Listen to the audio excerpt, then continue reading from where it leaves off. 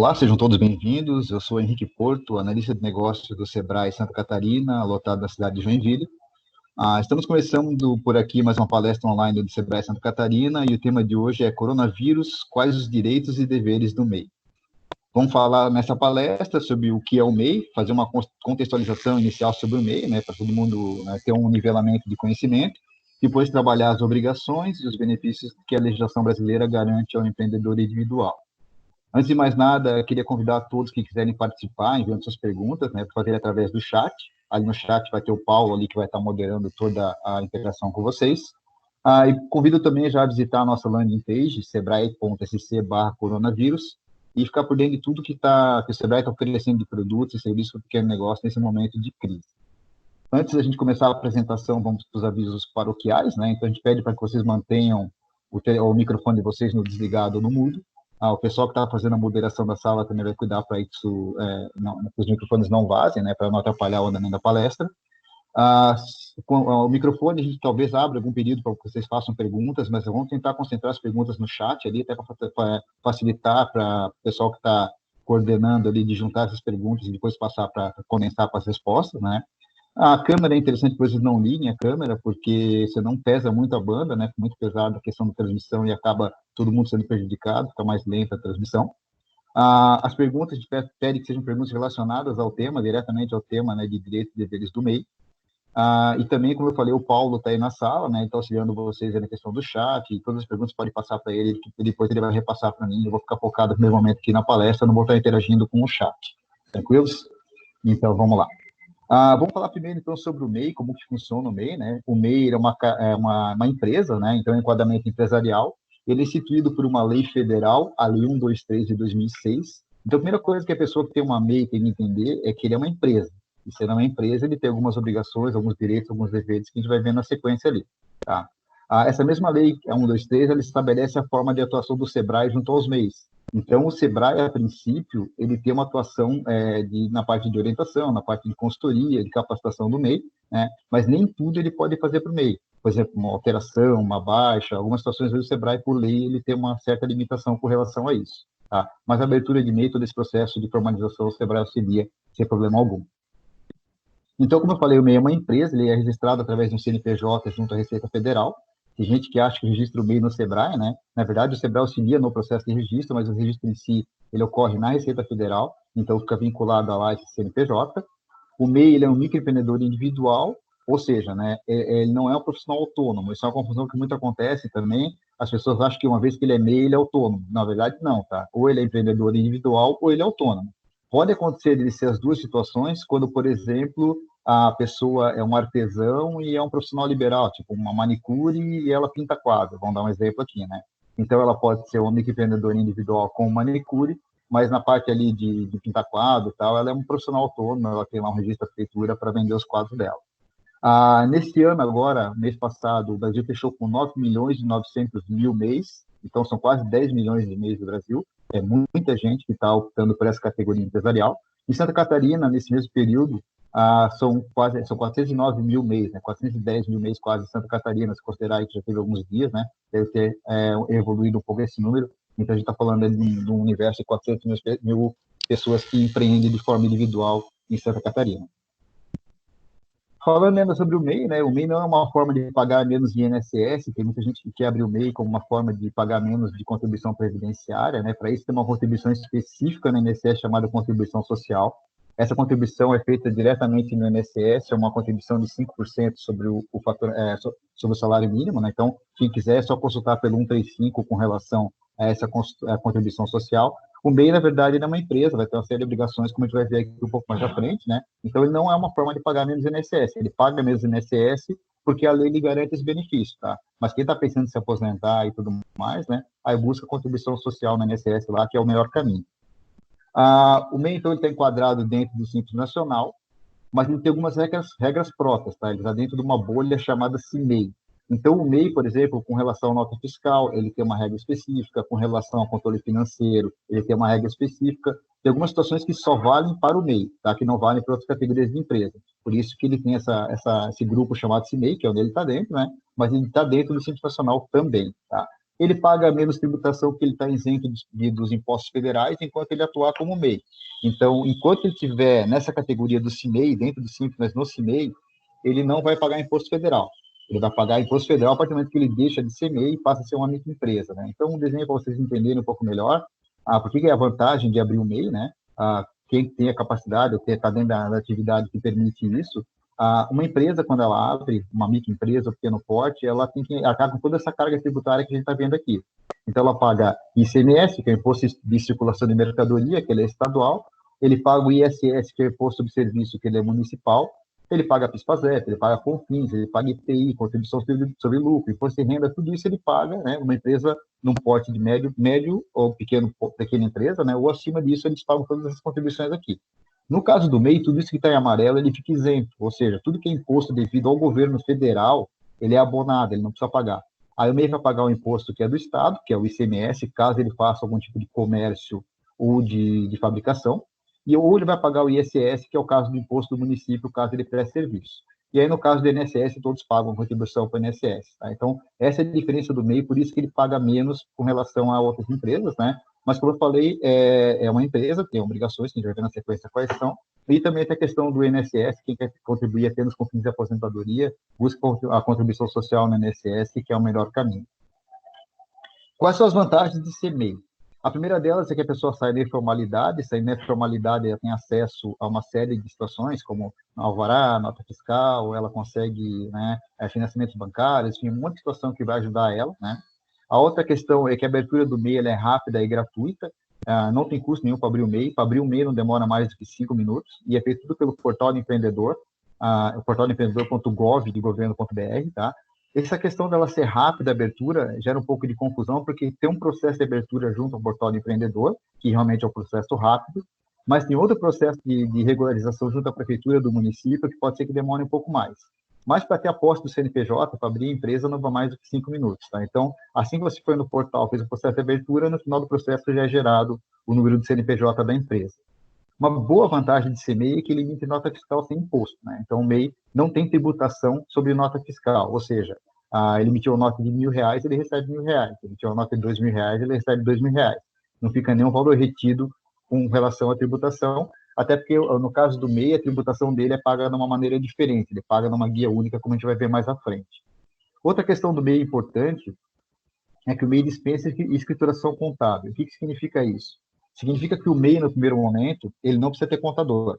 Tá? Não é obrigatório o profissional contábil acompanhando a empresa. Tem um custo essa questão contábil, né? Os contadores cobram para esse acompanhamento, é o trabalho deles, né? Então, no primeiro momento, o MEI fica isento dessa questão, desse custo com relação ao profissional contábil, mas não quer dizer que não tenha que fazer a parte de controle financeiro, tá? Isso é um erro de muito empreendedor também, de largar essa parte, achar que ninguém nunca vai cobrar, ou que não precisa ter controle, né? Precisa ter controle sim, tá? Então, o fato de não ter contador não quer dizer que não tem que fazer ali um fluxo de entrada e saída de dinheiro e tudo mais, porque em algum momento isso pode ser necessário. O MEI tem mais formas de receber pagamentos de produtos ou serviços que ele fez a comercialização, né?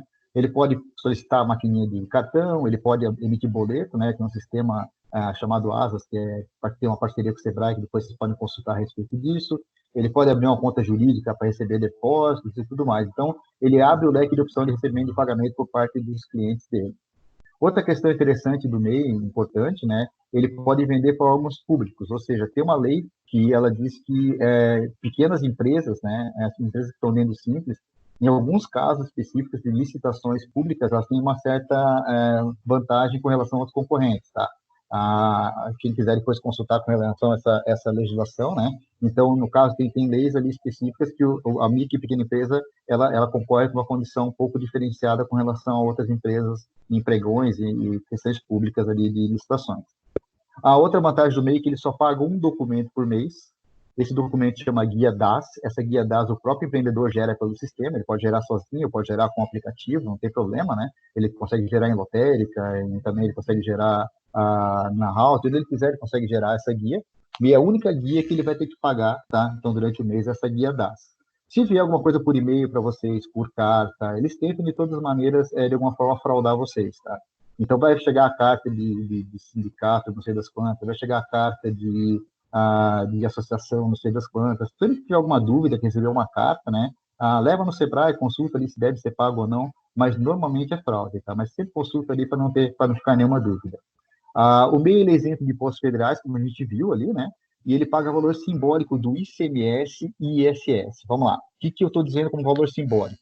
Quem vai trabalhar com comércio ou fabricação de algum tipo de mercadoria vai pagar o ICMS, que é o Imposto de Circulação de Mercadorias. Vai pagar R$ 1 por mês de imposto e nada mais, tá? Independente do quanto faturar. Quem vai trabalhar com a parte de serviços vai pagar o ISS, que é o Imposto Municipal, e esse imposto ele vai ficar na casa ali dos R$ 5 por mês, valor fixo também, não tem variação. Então, a parte de imposto para o MEI é diferenciado realmente, ele paga um valor muito baixo de imposto, né? E essa é uma vantagem, porque subentende que quem está no MEI, ele é uma pessoa que está começando, está aprendendo a lidar com a gestão do negócio, né? Então, nesse momento, ter um valor de imposto fixo, uma tributação fixa, ajuda bastante. Outra questão que o MEI tem direito, é uma vantagem de ser empreendedor individual, é com relação à cobertura previdenciária.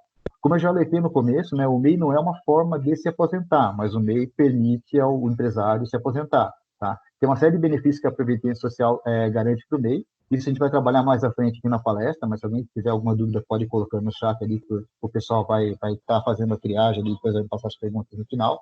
Mas a questão de cobertura previdenciária tem sim, tá? Tem muita dúvida, o MEI se aposenta? Sim, ele se aposenta, mas tem critérios para isso. Você não pode simplesmente abrir o MEI hoje e ele se aposentar amanhã. Então é importante tomar cuidado com relação a isso, mas depois a gente vai chegar nesse momento específico da palestra para debater com relação ao INSS. Tranquilos? Pré-requisitos para ser empreendedor individual. O primeiro pré-requisito para quem quer ser MEI é a questão da atividade. Não são todas as atividades que estão liberadas para ser MEI. Em torno de 400 atividades estão permitidas nesse momento pela legislação vigente. Tá? Tem um comitê gestor do Simples Nacional, que é quem decide isso, quem pode e quem não pode ser MEI. Tem muitas atividades, principalmente de cunho intelectual, que não estão no MEI. É uma decisão do comitê gestor, né? Não compete ao Sebrae questionar isso, a gente apenas aplica a legislação, né? Outra coisa importante é que o MEI pode até cadastrar 15 atividades no CNPJ, mas ele tem que tomar um cuidado com relação às atividades que tu vai cadastrar no teu CNPJ. Então, tu pode pôr 15 atividades na tua empresa. Só que, por exemplo, vamos dizer que tu quer colocar uma borracharia e uma lanchonete no mesmo endereço, né? Aí tu vai ter dificuldades para liberação com relação à prefeitura, porque o portal aceita que você coloque essas ocupações. Mas depois, na questão de legislação do município e tudo mais, dificilmente vai conseguir liberação de atividades tão distintas no mesmo espaço. Então, tem que tomar bastante cuidado com relação a isso. Tem gente que gosta de colocar as 15 atividades, né? Você tem direito por lei, eu vou colocar as 15 atividades, e no final acaba exercendo uma ou duas, né? Então, é importante colocar realmente aquelas que vai exercer, né? E depois o MEI ele permite que você entre no portal, acrescente, retire atividades conforme tu deseja, né? Então, não é uma coisa fixa, né? Tu pode abrir o MEI hoje, daqui 2 semanas ter uma nova demanda de atividade, tu pode ir lá incluir também, não tem problema algum, tá? As ocupações disponíveis por mês é possível consultar no portal do empreendedor. Aqui vai o recado novamente, né? portaldoempreendedor.gov.br, esse é o site oficial do MEI. Existem outros portais de empreendedor na internet. Você colocar no Google agora, portal de empreendedor, vai vir outros sites antes desse do governo, tá? Eles falam naquela posição privilegiada para o Google. Tem outras situações ali com relação a colocar a MEI, por exemplo, no portal de empreendedor, vai vir um monte de site antes desse, né? Então, o site oficial é portaldeempreendedor.gov.br para evitar qualquer tipo de transtorno, inclusive cobrança pela abertura do MEI ou cobrança de qualquer atividade ali. Tá? No portal do empreendedor não tem qualquer tipo de cobrança, é o serviço do governo à disposição de vocês. Mais alguns pré-requisitos com relação ao MEI. O faturamento bruto anual do MEI não pode passar de R$ 81 mil. Quando a gente fala de faturamento bruto anual, a gente fala do que vai entrar no caixa da empresa, a gente não está falando de lucro, senão seria o faturamento líquido, né? Ou seja, tudo que entrar no caixa da empresa não pode passar de 81 mil. Isso dá uma média de R$ 6.750, e para quem vai trabalhar com comércio, trabalha com comércio, dá uma média de mais ou menos R$ 270 por dia de faturamento para quem é MEI. Tá? Então, para começar um negócio, pode ser um valor interessante, mas dependendo do ramo que você vai começar, talvez não consiga se manter muito tempo na condição de MEI. Outra situação com relação à sociedade, né? O MEI não pode ter sócio, o nome da atividade já diz, é microempreendedor individual, ele vai trabalhar sozinho. A lei até permite a ele ter um empregado, e a lei também vai vetar a abertura do MEI para quem já tem outra empresa no nome, ou já é sócio de outra empresa. Então, se você já for sócio de alguma empresa e for tentar abrir uma empresa no portal do empreendedor, já vai dar uma trava dizendo que você está vinculada a outra sociedade. Já aconteceu comigo em atendimento no Sebrae, de pessoas que eram presidente de APP de escola dos filhos, né, de vetar a abertura, porque estava vinculado ao CNPJ, e a outra foi de uma pessoa que era no Yacht Club, fazia 10 anos que ele já tinha largado a direção do Yacht Club, mas não tinha tirado ele ainda também do CNPJ, ele tentava abrir o MEI e não dava, então ele teve que fazer todo um processo para se desvincular. Tá? Outra situação com relação ao MEI, que é muito importante, o MEI não pode ter filial. Então, o MEI vai abrir um ponto de atendimento, ele só pode ter aquele ponto de atendimento. Caso as coisas vão bem, o negócio dê certo, né? Se ele queira abrir um segundo ponto, ele pode abrir, só que daí, no caso, ele perde a condição de MEI, ele vai ser obrigado a abrir com uma única empresa. Então, esses seriam os pré-requisitos para quem quer abrir o MEI. Lembrando a questão da atividade, que é muito importante, se ater às atividades, e também a questão do faturamento bruto, né? Aí é importante também fazer um planejamento prévio do negócio, verificar o quanto que é a projeção de faturamento que você tem. Nada impede você de começar como MEI para ter um custo menor no início, não precisar escapar um pouco das taxas que tem de início, né? Principalmente as taxas de junta comercial e outras ali que acabam pesando, e durante os meses você consegue trabalhar na condição de MEI, e aí daqui a pouco você faz a migração quando o negócio já estiver estabilizado, com uma clientela formada, né? Que permita daí você já fazer a migração de categoria para microempresa. Falar um pouquinho dos deveres do MEI antes de falar dos direitos, né? Vamos entender quais são as obrigações do MEI, e depois, uma vez que a gente entende as obrigações, a gente vai ver quais são os benefícios que eles têm, né? Os direitos que ele tem sendo MEI. Os deveres do MEI, então, o primeiro deles, a partir do momento que ele abre a empresa, passa a correr mensalmente uma obrigação de pagar uma guia.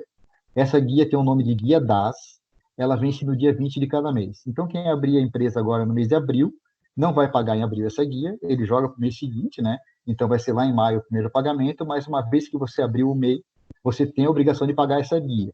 O que acontece muito que a gente vê no atendimento presencial lá no Sebrae?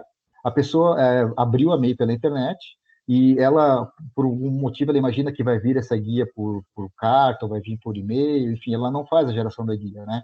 E ela nunca pagou a guia. Às vezes está lá 2, 3 anos de guia em aberto, isso é uma dívida ativa, isso vai rodando, tá? O governo vai, em algum momento, vai te cobrar esse valor. Então é importante saber assim, foi lá no portal, fez o processo de abertura, a partir do mês seguinte existe a obrigação financeira de fazer o pagamento da guia.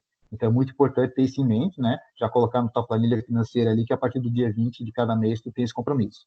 Essa guia DAS, então, ela é emitida diretamente do portal do empreendedor, ela não tem custo de emissão, tá? Vai ter custo quando? Quando você for numa lotérica e pedir para a pessoa da lotérica, lá para o atendente, fazer a emissão da guia para você. Aí vai ter um custo, porque ele vai cobrar lá pelo trabalho dele, no caso ali. Mas se você emitir diretamente no portal, não tem custo nenhum.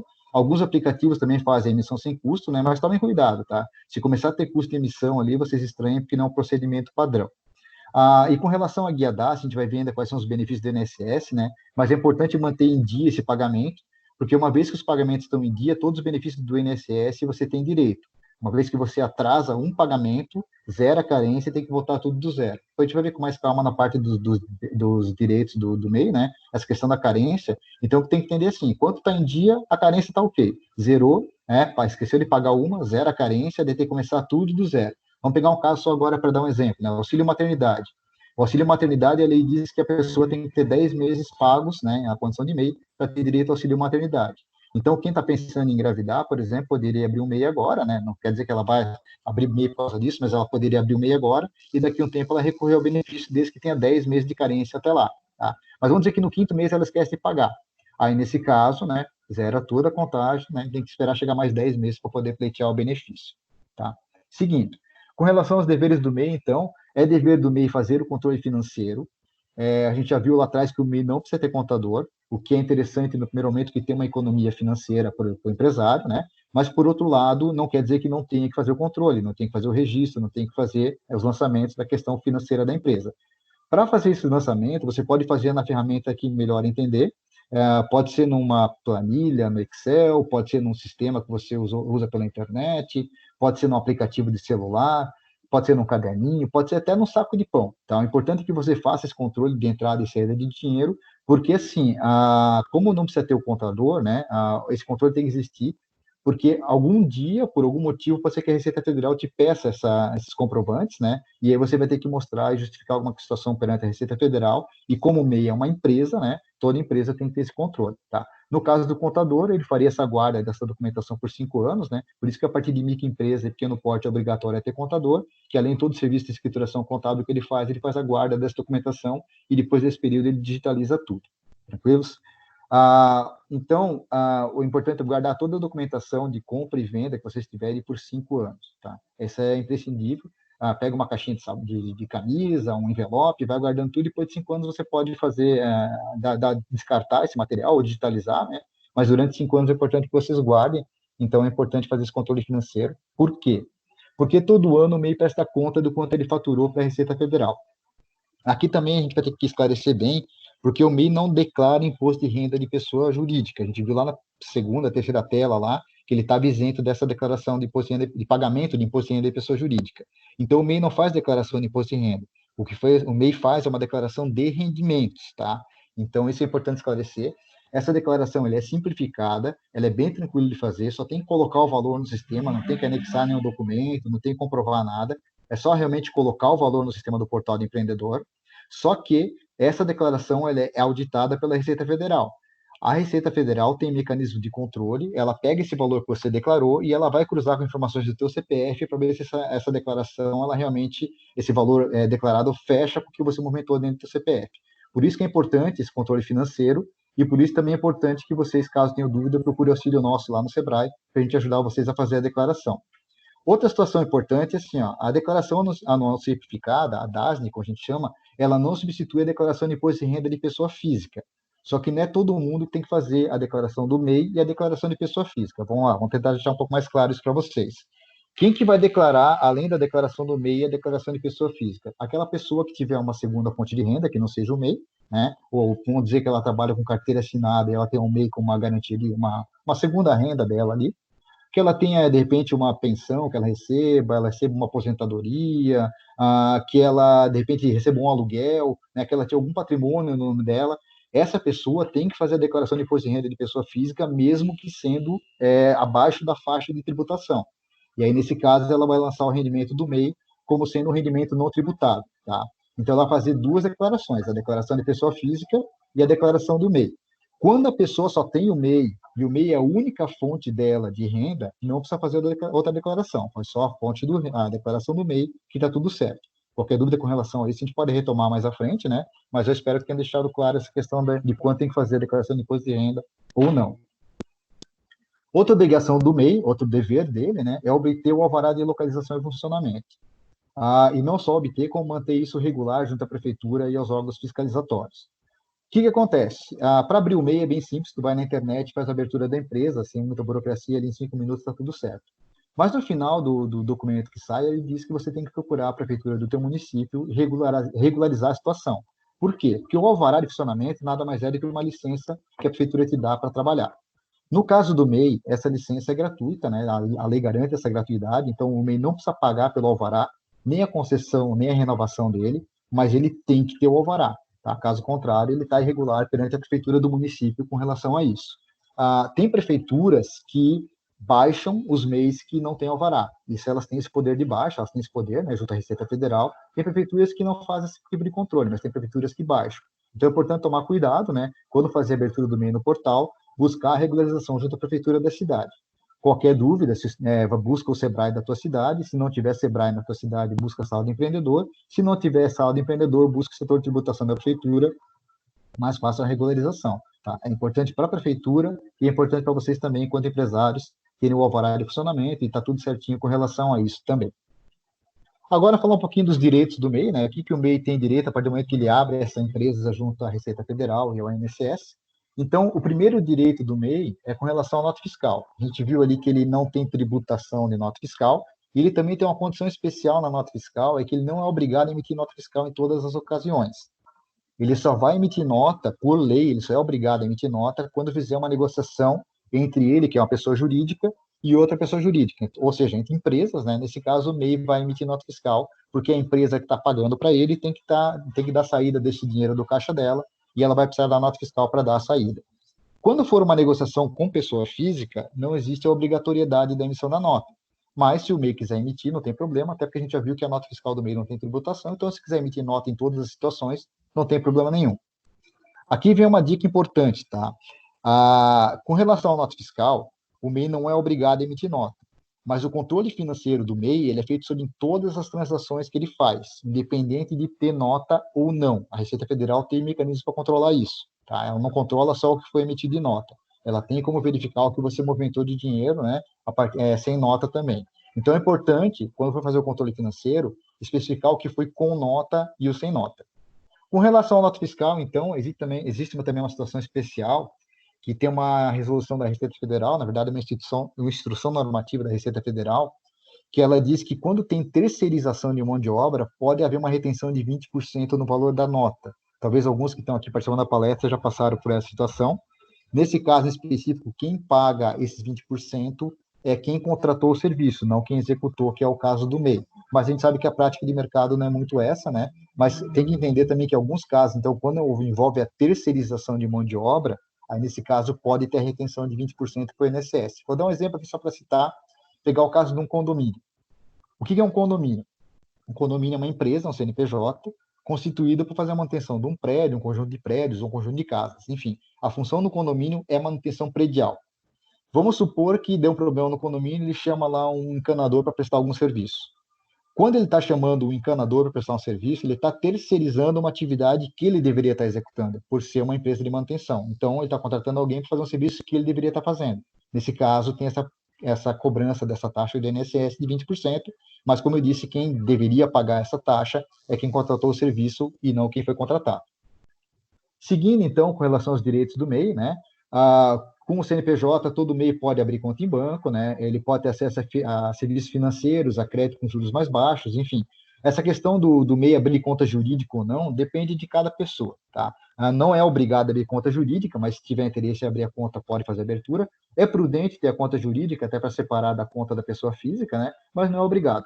E com relação ao serviço financeiro, a gente vai ver depois aqui, quem é de Santa Catarina, tem uma linha específica do governo do estado que chama Juro Zero, que é específica para o MEI, né, de Santa Catarina, e pode ajudar nesse momento, mas existem outras linhas de créditos em outras instituições financeiras também que estão olhando agora o MEI com bons olhos, né? No começo eles faziam meio que vista grossa para o MEI, mas depois eles entenderam que o MEI, apesar de não movimentar grandes volumes de dinheiro, ele movimenta com frequência dinheiro. Então, todo dia está lá movimentando alguma coisa, e hoje em dia todos os bancos têm contas específicas ali para o MEI. Como eu falei, né, por iniciativa do governo aqui de Santa Catarina, os MEIs aqui do estado têm uma linha de crédito de R$ 5.000 sem juros. Essa linha chama Juros Zero. Essa linha está ativa no momento, né? Ela tem alguns pré-requisitos para você ter direito a esse crédito. Esses pré-requisitos, quem pode explicar com mais propriedade para vocês são as entidades que concedem o crédito. Fica ali o link, né? www.jurozero.sc.gov.br, quem quiser mais informações. Mas essa linha de crédito, então, ela existe. Já teve uma pergunta numa outra palestra com relação à questão de fiador, né? Precisa ter fiador? Sim, precisa ter fiador. Dificilmente uma instituição financeira não vai liberar crédito sem um fiador, né? Então é importante que tenha um fiador.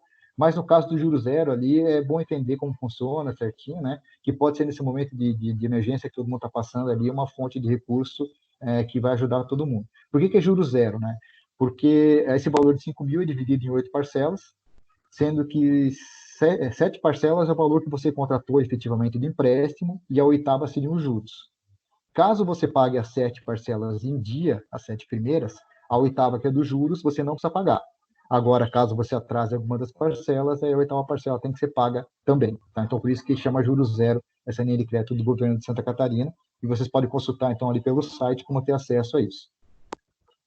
Com relação, então, ao INSS, né, que é aquela dúvida que eu falei no começo, que muita gente tem quando se fala de MEI, que benefícios do INSS que o MEI tem? O primeiro benefício que o MEI tem é a aposentadoria. O MEI se aposenta, sim, só que ele se aposenta por idade. No caso de mulher é 60 anos, no caso de homem 65 anos. Não mudou a legislação ainda, então são essas as idades que estão valendo.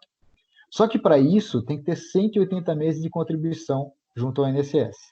Então, tem muita gente que abre o MEI já quase quando falta ali 1 ou 2 anos para se aposentar, mas não tem esse prazo de contribuição junto ao INSS. Então, não adianta abrir com o MEI para tentar se aposentar que não vai conseguir, tá?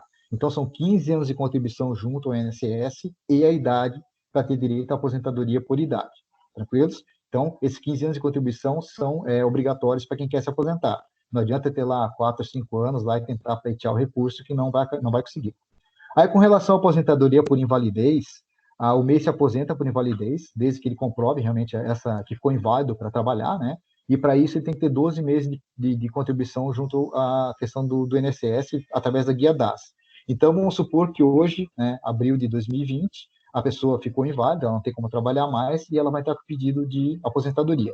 Ela teria que estar pagando desde abril de 2019, regularmente, certinho, todos os meses, fazendo o pagamento da guia DAS, para daí, quando ela entrar com o pedido agora, ela ter direito ao benefício. Caso contrário, se tivesse algo esquecido algum mês, ou tivesse atrasado algum mês, zeraria a carência e só teria direito ao benefício novamente quando chegasse nos 12 meses de contribuição, sem falhar nenhum mês. Com relação ao auxílio-doença, é a mesma coisa, né? Então, o MEI, quando se machuca ou fica doente, ele tem o auxílio do governo, então ele fica parado, ele tem o auxílio de um salário mínimo, né? Nesse período que ele fica parado. É claro que ele vai passar por toda uma perícia do INSS antes, né? Não adianta, tem que passar pela perícia para ter direito ao auxílio-doença, mas se ele tiver 12 meses de contribuição, ele vai ter o auxílio-doença por parte do governo federal pelo tempo que ele ficar encostado ali pelo INSS, tá? Então, esse é um direito que o MEI tem. Ficou impossibilitado de trabalhar por algum motivo, o governo paga um salário mínimo desde que comprove realmente a inaptidão para trabalhar. Com relação ao salário maternidade, eu já tinha tocado no assunto, né? São 10 meses de contribuição. Quem tem direito ao salário maternidade é a mulher, tá? O marido não tem direito. Já aconteceu caso no Sebrae que questionaram isso, por isso que eu coloco, né? Já aconteceu caso de marido que questionou se tinha algum benefício ele, enquanto empreendedor, né, se ele podia recorrer ao salário maternidade, não. Quem pode recorrer são só mulheres, o salário maternidade. E tem o caso também de pensão por morte. Se o proprietário da empresa vier a falecer, a família fica segurada durante um período ali de 4 meses com um seguro de um salário mínimo, né? Mas para isso a pessoa, o falecido no caso, teria que deixar 18 contribuições em dia. As últimas 18 teriam que estar em dias.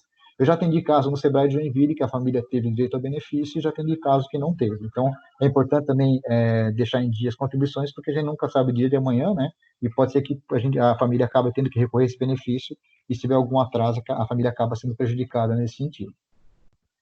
Com relação, então, agora ao auxílio emergencial do INSS, que foi estabelecido pela Lei 13.982, de ontem, né? Ou melhor, anteontem, dia 2 de abril. Não, na verdade, ontem, né? Essa lei, então, é aquela dos R$ 600, que está muita gente procurando esse benefício. Na verdade, o que tem que ficar bem claro para todo mundo que está acompanhando essa palestra? Uma coisa é a lei ser assinada pelo presidente, ser promulgada, como a gente chama, né? Então, passou pela Câmara, passou pelo Senado, chegou no presidente, ele assinou e instituiu a lei. Uma vez instituída a lei, agora tem um outro processo, que é o processo que vai explicar como é que esse benefício vai ser pago. É a regulamentação disso, né? Então, a partir de agora, tem direito ao benefício, mas agora vai ter que ser feito um novo documento à parte que vai explicar como as pessoas vão ter acesso a esse benefício. Então, quem está precisando desses R$ 600, eu sei que muita gente está precisando, ainda vai ter que aguardar um pouquinho, porque agora é que vão ser estabelecidas as regras de acesso, tá? Ou melhor, como vai ter acesso a esse dinheiro. Como é que vai chegar na conta lá e vai sacar esse dinheiro? Porque as regras de acesso já estão estabelecidas. Então, quais são as regras que a lei estabeleceu para ter acesso aos R$ 600? O primeiro deles é que o proprietário da empresa, da MEI, tem que ser maior de 18 anos. Existe proprietário de MEI menor de 18 anos? Sim, existe. Tá? Então, ele tem que ser maior que 18 anos. O segundo, ele não pode ter um emprego formal ativo, ou seja, ele só pode ter a MEI como fonte de renda. Se ele tiver uma carteira assinada, ele já está fora desse benefício de R$ 600. Tá? Ele não pode ser beneficiário de previdência por algum motivo, né? Ele não pode ter seguro-desemprego, enfim, não pode ter a questão da Bolsa Família também. Ele não pode estar recebendo algum outro benefício do governo naquele momento. É outro pré-requisito para ter direito a esses R$ 600. A renda familiar tem a questão de que não pode passar de meio salário mínimo, né? E tem também a questão que no ano anterior não pode ter recebido mais do que 28.559,70, que é o valor tributável de imposto de renda. Essa questão do valor tributável de imposto de renda, eu já tive algumas consultas de clientes que é importante esclarecer o seguinte: aqui é imposto de renda de pessoa física, não é a declaração de imposto de renda do MEI, até porque o MEI não tem declaração de imposto de renda. O que o MEI faz é só declarar os rendimentos para a Receita Federal. Então, aquela declaração que você faz todo ano, ela não impacta nessa questão aqui. Só vai impactar caso você faça a declaração de imposto de renda de pessoa física. Então, vamos dizer que no ano passado você declarou os rendimentos do MEI ali na declaração anual simplificada de R$ 40.000, não tem problema, tá? Isso não é pré-requisito e não vai entrar nessa questão dos R$ 600 do auxílio do governo.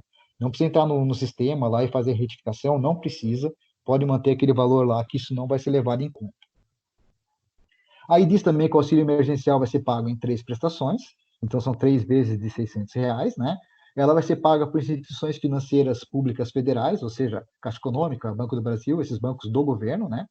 Vai ser criada uma conta tipo poupança social digital, e a ideia é que esse acesso a essa poupança digital seja o mais simples possível. E aqui vem um outro recado importante para que vocês se atentem com relação a golpes. Vai começar a chegar muito golpe para vocês, mensagem de celular, e-mails, pedindo para vocês se cadastrarem para receber o benefício, tá? Não tem nada decidido com relação a isso ainda. Como eu falei, ainda falta regulamentação por parte do governo federal. Então, não se sabe a forma que a pessoa que tem o MEI vai ter acesso a essa conta. Sabe-se que vai ser criada a conta. Agora, como ele vai fazer para sacar o dinheiro ainda não está regulamentado. Ou seja, tudo que pintar de informação agora de cadastro, qualquer coisa que pintar, ignorem. Isso é fraude, tá? No momento certo vai sair uma lei e a lei vai dizer certinho a regulamentação, dizendo como vocês vão ter acesso. Mas a ideia é que o acesso seja bem simplificado e que qualquer terminal ali de 24 horas você consiga sacar esse dinheiro, tá? Mas por enquanto ainda não está regulamentado. Então, não vai ser cobrado taxas, né, tarifas, você vai poder movimentar esse valor, jogar para uma outra conta em banco que você tenha, e essa questão de emissão de cartão físico, cheque, hora de pagamento, não vai precisar. Tu vai no terminal eletrônico, vai sacar ou vai transferir esse dinheiro sem burocracia nenhuma. Mas, como eu falei, tudo que chegar de e-mail para vocês agora, qualquer material chegar para vocês agora, fiquem atentos que pode ser fraude, tá? Não tem nada regulamentado com relação a isso ainda. Qualquer dúvida, tem os canais de atendimento do Sebrae que vocês podem esclarecer a dúvida, mas nesse momento é muita cautela, porque qualquer deslize nosso, a gente pode acabar passando informações que algum golpista ou alguém que de má fé pode se utilizar e aí prejudicar vocês no recebimento desse valor. Tranquilos? Com relação aos direitos do MEI, para a gente fechar, existe um último direito, um último benefício do MEI, que é esse apoio do SEBRAE. Então, essa palestra faz parte dessas orientações do SEBRAE. O SEBRAE também tem suas agências de atendimento, a gente está no momento fechado com as agências, por toda uma questão ali de cuidado com essa questão do coronavírus, né? Mas a gente não deixou de atender vocês, tá? Tem vários canais de atendimento liberados pela internet para a gente atender, ninguém está ficando sem atendimento. A gente tem muitos cursos liberados nesse período para vocês fazerem também, curso de gestão, para melhorar a gestão do negócio.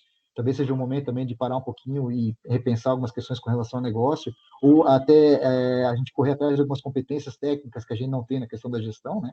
Eu sou muito ruim na parte de controle financeiro, então vai lá, vamos fazer um cursinho de controle financeiro.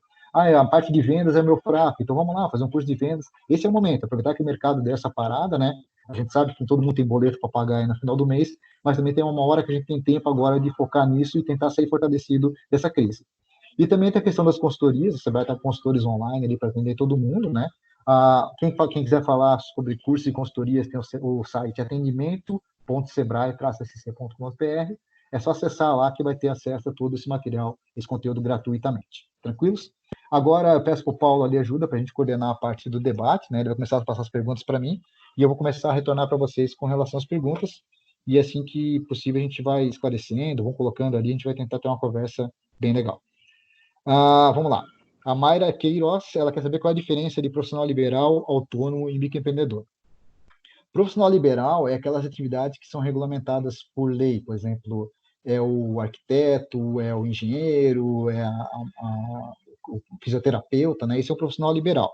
Essa é a pessoa que tem que ter um registro no conselho de classe, né? E ela vai poder exercer a atividade dela a partir desse registro.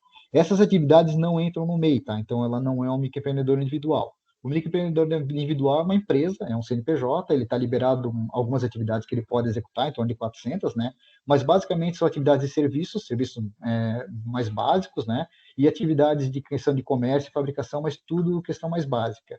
E o autônomo é aquele, vamos pensar, o autônomo é aquele vendedor de pipoca na rua, tá? Aquele senhorzinho que vende pipoca na frente da igreja lá no domingo. Esse é o profissional autônomo, ele está lá vendendo a pipoquinha dele toda semana, né? Mas ele não tem uma empresa por trás dele, ele não tem um registro, né? Ele é uma pessoa que está lá prestando serviço, ele tem até uma licença da prefeitura para estar lá, mas ele é um autônomo que está prestando serviço naquele momento. Se não ficou claro, Mari, daí tu manda de novo a pergunta ali que eu tento responder. A Mari, tem direito à aposentadoria apenas pagando a guia DASO simples? Sim, você tem direito à aposentadoria, desde que tenha também o tempo de contribuição e a idade, tá? Vamos lá. São duas formas que a pessoa tem de se aposentar junto ao INSS. Ela pode se aposentar por tempo de contribuição, ou seja, ela contribuiu 30 anos junto ao INSS, por carteira assinada ou pela guia GPS, ela se aposenta, independente da idade. Tá? Esse é o primeiro pré-requisito. No caso do empresário, que é o caso do MEI, ou do caso das pessoas que têm as pessoas que têm uma empresa, ou até mesmo aquelas pessoas que são que pagam a guia GPS avulsa, né? Aí vai entrar na questão da idade, né? Então ela vai se aposentar pela idade, no caso 60, 65 anos, né? E dali para trás ela tem que ter 15 anos de contribuição com o INSS. Então, quem paga o carnê ou tem carteira assinada se aposenta por tempo de contribuição e quem paga a guia DAS, ela vai se aposentar por idade. Vamos para a próxima pergunta aqui que eu tenho na sequência, é a pergunta do Bruno Carvalho. O ICMS está incluso no valor do DAS? Sim. Tem outro cálculo? Depende. Depende se você vender para outro estado. Em alguns estados tem variação do ICMS, né? E alguns estados cobram essa variação do MEI. Alguns estados não. Então, mas alguns estados cobram essa diferença de ICMS. Normalmente não é um valor muito alto, né? Mas alguns estados cobram. Mas o valor do ICMS já está embutido na nota fiscal que o MEI emite. Tá, na verdade, já está embutido no valor que ele paga mensalmente. A Mari Queiroz, eu tive que adquirir um certificado digital junto ao Serasa. Por quê? Boa pergunta, Mari. Na verdade, o MEI não precisa de certificação digital, tá? O MEI é isento da certificação digital. Então, alguns casos, para emissão de nota fiscal, né, se não for em Santa Catarina, alguns estados pedem a certificação digital, mas aqui em Santa Catarina não precisa disso, tá? Então, tem que ver se a sua empresa é daqui ou não. Caso ela seja daqui, você adquirir um certificado sem necessidade. O Bruno Carvalho pergunta: existem plataformas para fazer nota fiscal sem o certificado digital? Sim, Bruno. Tem uma plataforma, na verdade, em Santa Catarina, para o MEI, que é do governo do estado, que é uma plataforma do Cefaz, e você vai entrar lá e fazer uma nota fiscal avulsa, tá? Sem precisar da certificação digital. Essa nota fiscal, por ela ser avulsa, todas as vezes você tem que entrar lá e preencher todos os campos da nota. Então, vamos supor que hoje você tira uma nota fiscal para mim, amanhã eu faço uma compra de ti novamente, você tem que criar uma nova nota e preencher tudo de novo. Então, tem essa dificuldade com relação a isso, né? Mas no sistema da Cefaz, você consegue medir nota fiscal sem a questão do certificado digital. Outra pergunta do Bruno, agora com relação à guia DAS, né? Se tiverem atraso, preciso pagar tudo para voltar a ter os benefícios? Vamos lá. Não adianta pagar tudo, porque às vezes vai despender um valor muito alto naquele momento, né? E, na verdade, a carência ela conta pela regularidade do pagamento. Então, se você pagou uma guia de janeiro do ano passado, ela não vai entrar na carência. Qual que é a nossa recomendação? Que você, se você tiver guias atrasados, qualquer pessoa que tiver guia atrasado, paga a guia do mês e recupera uma antiga. Paga a guia do mês e recupera uma antiga. Então vai pagando sempre a do mês e uma antiga, do mês e uma antiga, até colocar a casa em ordem. Com relação a se mês não deu para pagar a guia antiga, não tem problema. Tenta não atrasar do mês. Porque é essa guia que te garante os benefícios com relação ao INSS. Então, sempre tenta pagar a guia do mês e quando dá, você paga a guia antiga lá, né, para tentar regularizar a questão dos teus débitos. Outra pergunta do Bruno, né? A Receita vê toda a movimentação do CPF. Caso trabalhe também com carteira assinada, como a Receita sabe o que é do MEI e o que é da carteira de trabalho? Vamos lá, Bruno. Aí entra o caso da declaração de imposto de renda de pessoa física, tá? Na declaração de imposto de renda de pessoa física, você vai ter que colocar o rendimento tributável e o não tributável. O tributável, muito provavelmente, vai entrar esse que você recebe em carteira, né? Então, você vai colocar lá como sendo um rendimento tributável e a do MEI vai estar como rendimento não tributável, tem um campo lá específico de rendimento não tributável. Ele vai somar os valores para o final, mas não vai computar a questão de imposto, tá? Não vai somar para a questão de imposto. Então, você vai colocar como rendimento não tributável no MEI essa questão do rendimento ali na declaração, né? Você coloca na declaração de pessoa física, de imposto de renda, você coloca as duas situações ali, o rendimento de carteira e o rendimento do MEI, é feita a somatória para fins de imposto, é só para realmente ver quanto você faturou. Não sei se ficou claro, qualquer coisa retoma a pergunta ali. A Mari Queiroz pergunta, né? Como funciona o valor percentual de pagamento de tributos do mês? Pago 6% sobre nota fiscal emitida, isso no tipo de trabalho do mês, não emite nota. Tá, Mari, mas você já é MEI ou você ainda é profissional liberal? Né? Esse caso, provavelmente o valor que tu paga sobre a nota é porque você é profissional autônomo, né, liberal, e tira uma nota direta na prefeitura do teu município. No caso do MEI, você vai pagar R$ 5 por mês fixo de valor de imposto, não vai ter tributação sobre nota, tá? Então, o valor da nota é o valor que você vai realmente, tirou a nota de, sei lá, de R$ 100, tu vai receber R$ 100 e não vai ter que pagar nenhum imposto sobre isso. Tá? Então, essa questão, quando tem tributação, é que é um profissional que é autônomo ou liberal, que vai lá na prefeitura do município e pede para emitir a nota. Aí realmente existe uma retenção. No caso da nota do MEI, não precisa, não existe retenção de imposto sobre essa nota ali. Qualquer dúvida, retoma a pergunta ali. Um aposentado que se torna MEI tem direito ao auxílio-doença? É o estudante que está perguntando. Na verdade, não, tá? Porque ele vai pagar a contribuição do INSS apenas porque a lei obriga ele a pagar. Ele já está recebendo um benefício do INSS, então ele não tem como ser cumulativo, tá? Ele está recebendo aquela aposentadoria e se ele precisar parar de trabalhar por algum motivo, ele não tem como recorrer novamente ao benefício do INSS. Então, nesse caso, ele paga aquele valor porque a lei obriga ele a pagar aquele valor do INSS, mas ele não tem benefício algum com aquilo. A Mari pergunta novamente: para se aposentar como MEI, é necessário 180 meses de contribuição? Sim. Esses 180 meses podem ser de contribuição como MEI e CLT? Sim. tu pode juntar esses 15 anos de contribuição como MEI e como CLT. Mas nesse caso, daí vai entrar numa questão na outra do INSS, que é a tal da média, né? Então vai ser feita uma média, você tem que alcançar uma pontuação, para daí sim você ter direito à aposentadoria. Aí nesse caso específico, quando é para juntar contribuições, aí é melhor você ligar no 135, que é o número do INSS, e pedir orientação para eles lá direto, tá? Se você quer se aposentar seco como MEI, só contribuição de MEI, são 15 anos de contribuição e a idade.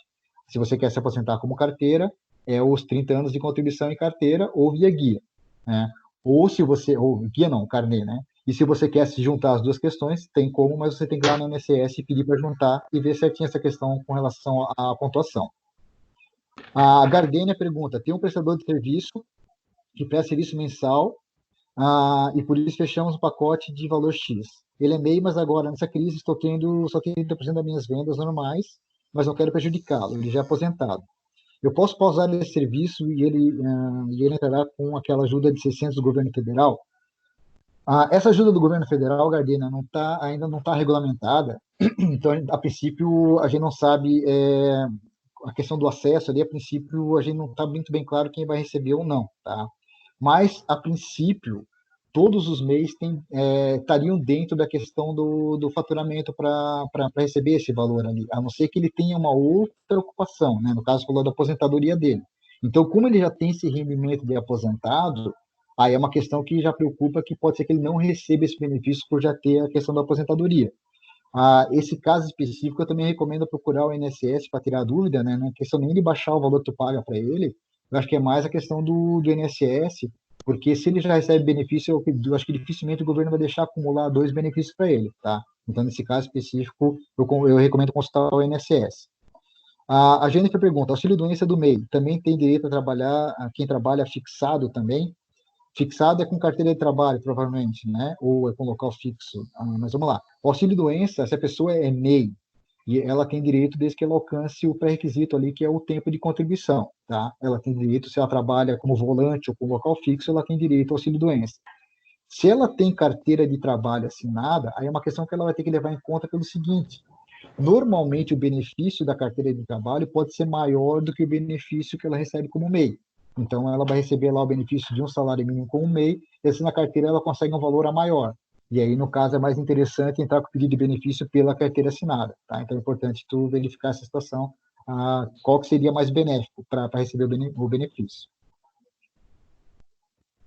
Então, o estudante pergunta com relação a esse auxílio do INSS, para quem já é MEI, né, se já está aposentado, a princípio, pelo que está na lei, quem está aposentado já recebe benefício do INSS. Então, a princípio, não teria como acessar esse benefício dos R$ 600. Mas, como eu já falei várias vezes aqui, não ainda saiu a regulamentação. Então, pode ser que quando saia a regulamentação, eles colocam algum tipo de comprovação, algum tipo de documento que o aposentado possa assinar e possa ter acesso a esse recurso, tá? Mas, por enquanto, né, pelo que está ali na concepção do benefício, não teria direito pelo fato de já receber um benefício do INSS.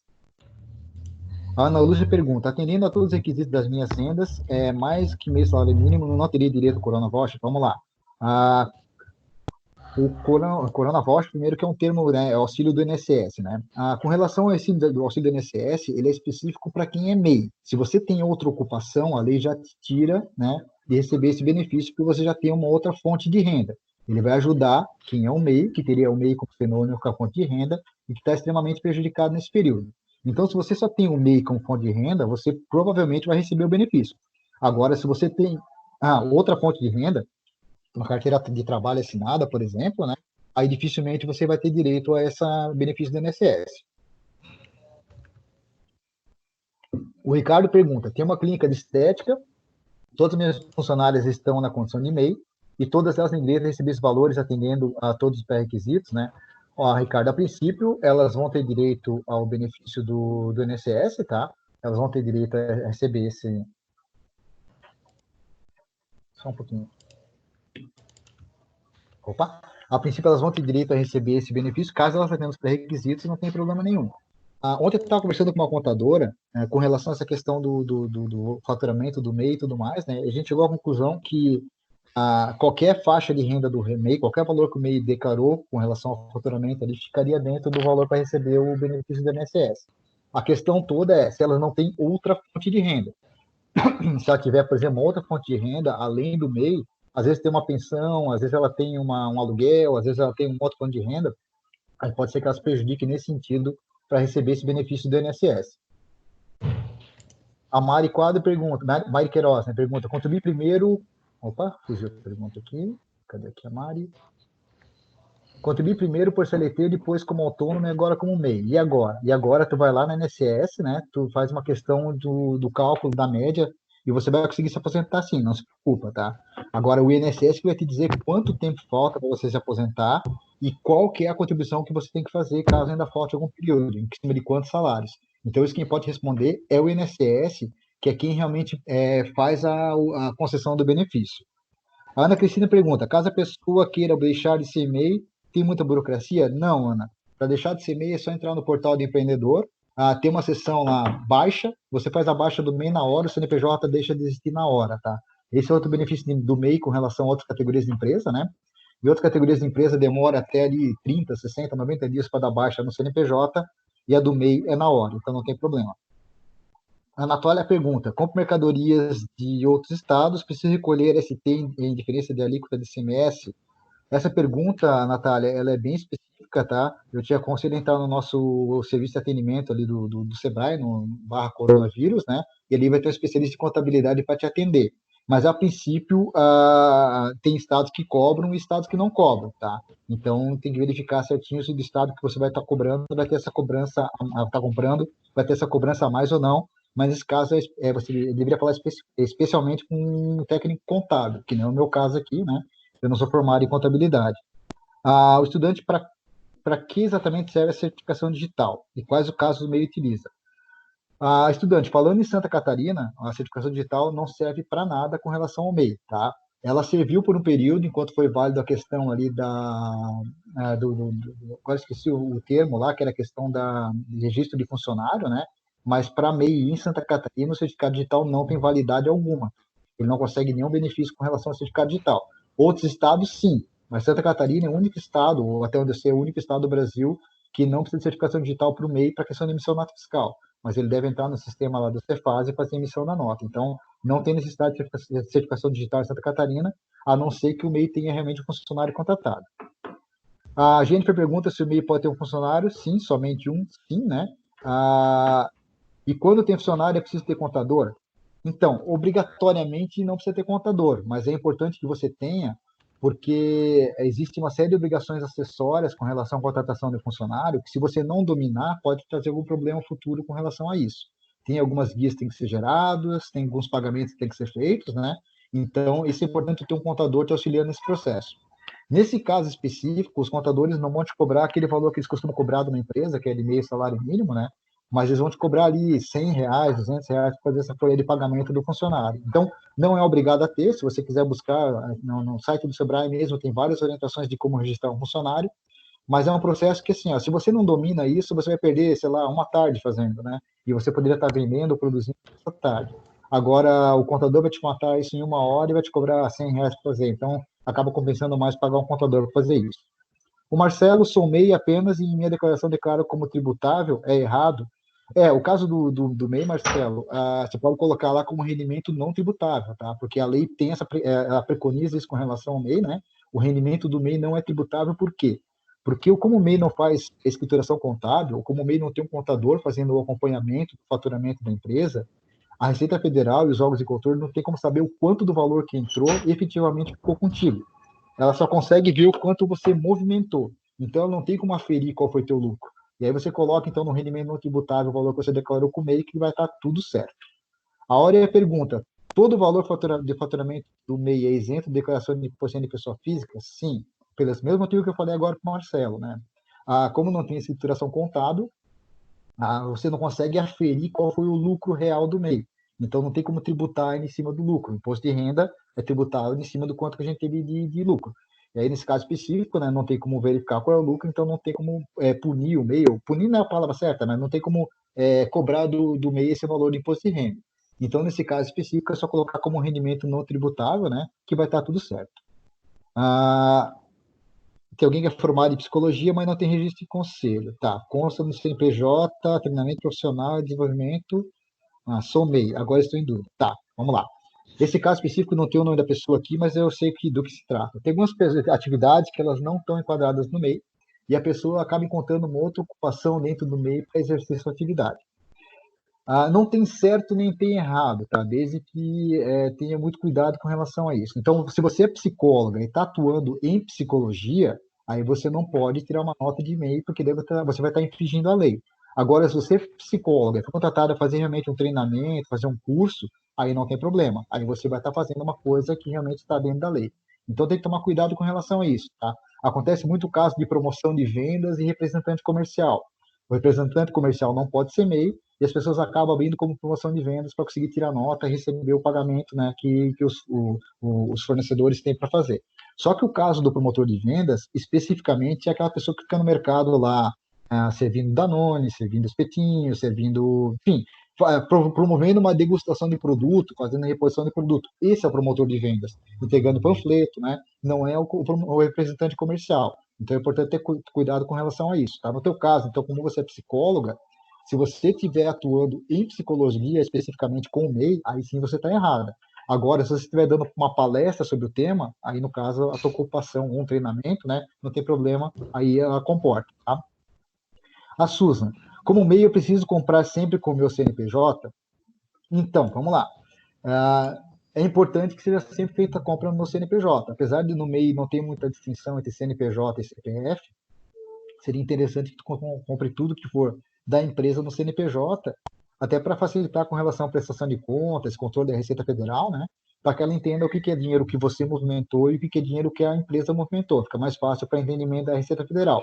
Então, obrigatório não é, tá? Mas é importante que você faça esse tipo de triagem, até para separar a tua vida pessoal da tua vida empresarial, porque esse é um problema de muito empreendedor, não só individual, como em geral, né? A pessoa muitas vezes tem dificuldade de separar o que é o dinheiro dela do dinheiro da empresa. Então, se tu já começar com essa história de separar a conta bancária, separar a nota fiscal, já começa a ter um bom caminho percorrido com relação a isso. O Borg pergunta, é verdade que o MEI que faturou mais de 28 mil no ano passado não pode receber esse benefício do governo? Está errado, Borg, tá?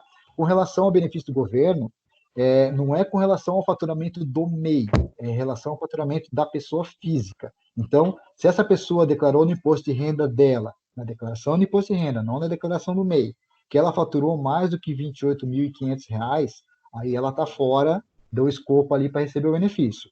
Agora, se ela é um MEI e faturou R$ 50 mil ano passado e colocou 50 mil na declaração do MEI, não tem problema, tá? Não é isso que vai ser observado. O que vai ser observado é da pessoa física, é o CPF e não o CNPJ. Se ficou mais claro, bom, qualquer coisa, manda de novo aí a pergunta. O Bruno Carvalho pergunta, né? Trabalho com carteira assinada, fui demitido, mas sou MEI. Tem direito a seguro-desemprego? Vamos lá, Bruno. O MEI, ele tem direito a seguro-desemprego em algumas situações, tá?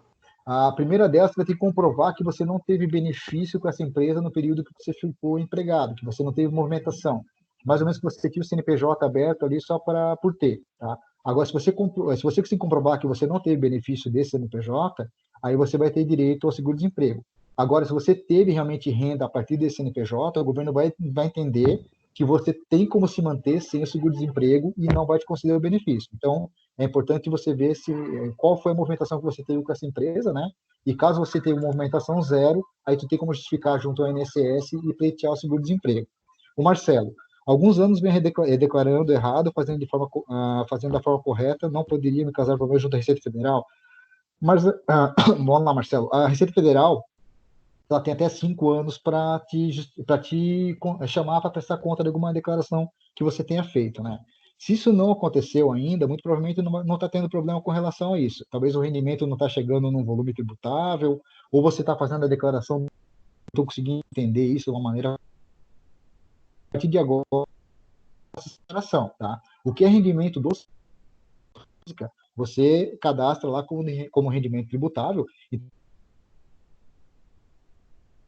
um aluguel, que você, sei lá, por algum motivo recebeu uma herança, né? Isso você declara lá na declaração da pessoa física.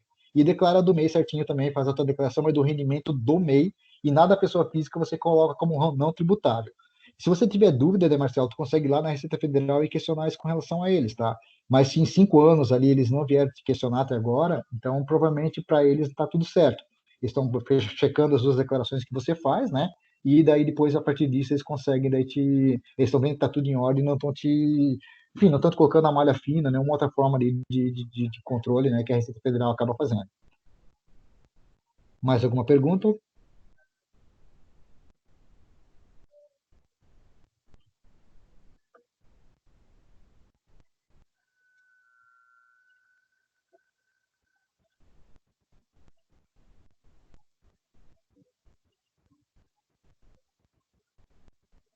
No caso da Mari, então, ela deixou bem claro ele que ela atuou como palestrante, né? Então, nesse caso, não está ferindo nada, né? Tá tudo certo. Ela pode emitir nota como MEI sem problema nenhum, tá? Não tem problema. Que atividades regulamentadas através de conselho, né? Elas não podem ser MEI, mas como tu está atuando como palestrante, não tem problema nenhum. O Henrique, é o Tá, com Paulo. Tem relação essa então. última Oi. pergunta da Jennifer que está aqui, que é Aham. às 17 horas. Trabalhando com carteira Tá, assinada, fui tá. demitido, mas sou MEI. Tenho direito ao seguro-desemprego? Não entendi a explicação. Seria, Vamos lá. fui demitido em fevereiro de 2020 e solicitar o seguro. Se eu não tiver receita CNPJ de fevereiro adiante, então tenho direito ao seguro? Na verdade, tem que ser de fevereiro para trás, tá? O que a Receita Federal vai ver? Ela vai ver assim, ela vai ver que tu tem um CNPJ e ela vai ver que tu tem uma segunda fonte de renda que é CNPJ. Se for, nem a Receita Federal, é a INSS que vai ver isso, né? Se ele verificar que você não teve uma movimentação nesse CNPJ, ou seja, tu deixou ele aberto por um outro motivo, né? Aí, nesse caso específico, aí você vai ter direito ao benefício porque você não teve, você não tirou proveito dessa MEI, tá? Você não tinha uma fonte de renda, a tua fonte de renda principal era a tua carteira assinada. Então, se você não tem benefício a partir da MEI, você consegue seguro-desemprego. Agora, se você teve renda nessa MEI, se você emitir nota, se você recebeu depósito em conta bancária jurídica tal, aí nesse caso você não vai conseguir o benefício de fevereiro para trás, tá? Porque eles vão entender que você tinha como, ou melhor, você tem como se manter, porque você tem uma empresa ativa que está faturando. Pode ser menos do que você ganhava com carteira assinada, mas eles vão entender dessa maneira, tá, Jennifer? Estudante, é verdade que quem é mãe solteira receberá 1.200 e quem é pai solteiro não terá menos benefício? Eu não tenho essa informação, eu vou cometer um pecado aqui se eu falar alguma coisa sobre o que eu não sei, tá? Mas eu sei que vai ter uma próxima live ali especificamente sobre essa legislação que saiu ontem, né? Então fiquem atentos ali que vai ter uma específica e no caso estudante tu pode ter essa dúvida nesse momento, tá? Essa lei, como eu falei, ela saiu a lei, então uma coisa, a Câmara de Deputados instituiu a lei, aprovou, passou para o Senado que avaliou, aprovou, chegou no presidente que avaliou e sancionou. Uma coisa é a sanção presidencial, ela vai para o Diário Oficial e ela passa a valer como lei, que foi o que aconteceu na noite de ontem, né? Ela passou a valer como uma lei. Agora tem todo um processo de pegar essa lei e regulamentar, ou seja, como tornar ela viável, né? Como fazer as pessoas receberem esse benefício. Então, você está sendo trabalhado em cima disso agora. Não sei te dizer o prazo, né, com relação a isso, mas com relação a isso, eu adianto assim, ó, tudo que chegar de informação, como eu já falei na palestra, eu reitero agora, de cadastre-se aqui para receber o benefício, né? Clique nesse link. Então, não entre em nada, não faça nada, que tudo isso por enquanto é fraude, tá? É fraude. Espera um pouquinho mais, a questão não deve demorar essa regulamentação, até pela urgência que se tem. Se não sair ainda hoje, isso na semana que vem, no mais tardar sai, tá? Mas a ideia é que essa regulamentação tem que ser aguardada antes de tomar qualquer tipo de iniciativa. Então, talvez na próxima live, que vai ser na segunda-feira, depois eu vou até anunciar para vocês sobre esse tema específico, né? Talvez ali vocês consigam ter essa informação por parte de quem está fazendo a palestra para vocês, tá? A Mônica pergunta: quem pagou o mês atrasado terá direito ao benefício do governo? Então, Mônica, essa é uma pergunta também que eu já já fiz para alguns especialistas, né? E a princípio, na lei, ela não tem nenhum tipo de restrição com relação a isso, tá? Não diz ali em nenhum momento na lei que vai ter esse impedimento com quem está com as guias em aberto. Então, enquanto não sair a regulamentação, a gente também fica com essa questão em aberto. Mas, a princípio, isso não vai ser impeditivo para tu receber o pagamento dos R$ 600. Tá tranquilo?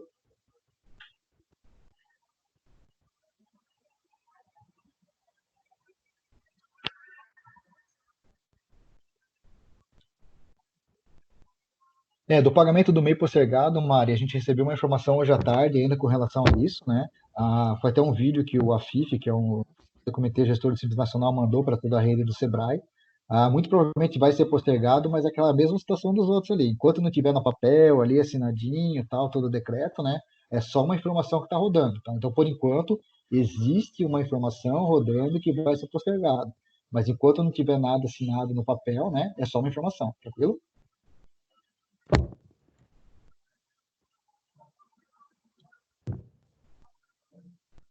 Mais alguma pergunta?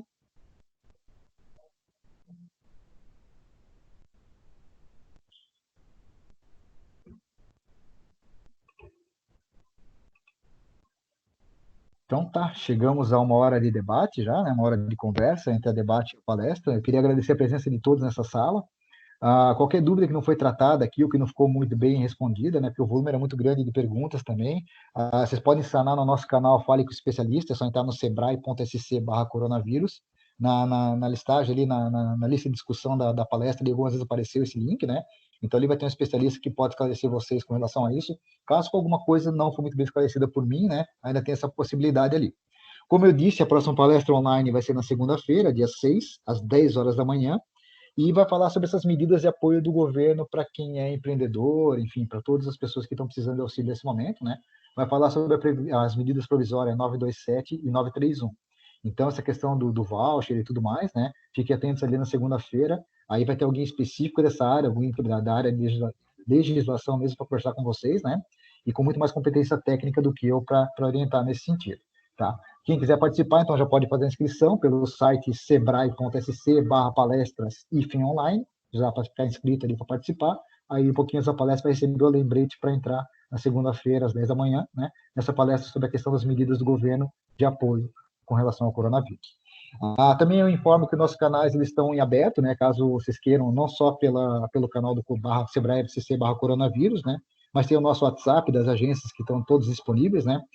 Já tinha dito no início, as agências não estão abertas nesse momento, uma questão de quarentena e tudo mais, mas a gente está atendendo, está toda a equipe de atendimento do Sebrae à disposição pelo canal do WhatsApp. Tem também o canal Fale com o Sebrae, tem o nosso 0800 570 0800, a equipe da Raquel lá e todo o pessoal que está lá para dar o suporte pelo nosso 0800, uma equipe bem competente também para atender vocês. Tem o nosso portal de autoatendimento, tem todos os nossos cursos, tem com a possibilidade de falar com um consultor de área específica lá. Então, estou com uma dificuldade na área de vendas, na área de finanças, estou com dificuldade na área de legislação. Clica lá, tem lá a opção de consultores especializados nas áreas, né? É gratuito esse atendimento, pode clicar lá que vocês vão ter o atendimento de qualidade, né? Para sanar as dúvidas de vocês. E eu agradeço a oportunidade de conversar com todo mundo. Até uma próxima, né? E cuide-se, né? Muito álcool gel, todo mundo em casa ali. E uma outra oportunidade a gente volta a conversar, certo? Obrigado e até uma próxima.